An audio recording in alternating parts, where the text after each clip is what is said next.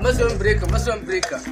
To me haka ne? Ya aike ciki a gajiya? Lafiya lau wallahi. Ya aiki a kwana biyu? Lafiya lau. Ya kake? Normal. Da Allah zan dan samu na sigari nan kuwa. What? Kai ka sani. Ba na bada kuɗi na sai ga wanda ya iya wakan breaker. An zo gidan sauki. Ina da wani aboki na ya iya waka sosai ta breaker. Ka tabbata? Habba, ai tare suke. Kai tare suke abokina ne.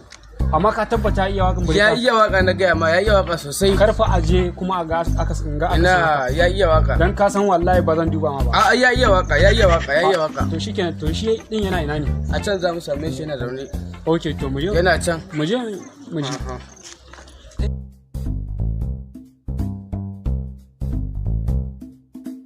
Ina gaya maka. Koi ka gaya mu. Ya iya waka. Ka san fa idan har muka je muka tadda. Ya iya waka. Na gaya ma ya iya waka sosai. Ai ba shi da tare suke. Ai tunda ka ce haka. Tare ma suke, tare suke. Dan Kano ne fa da angon nan. Ya iya.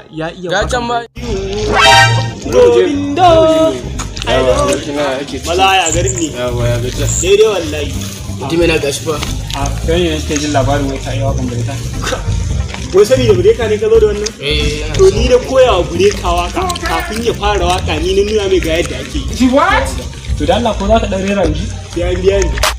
Wannan ne sauki. Ya biya ka. In dai wakan bureka ne ko nawa zai yi ka.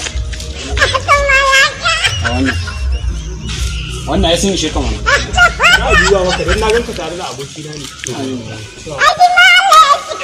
Ina son ki, ƙauna, ina son ki, abar so na, ta hoga ni.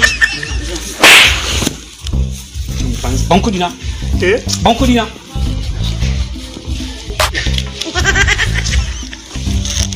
Mugu kawai na. Me kace? Allah ya kiyaye hanya. Na dauka ka ce wani abu ne. Aikin banza ake wai mawaƙi. Allah ya isa.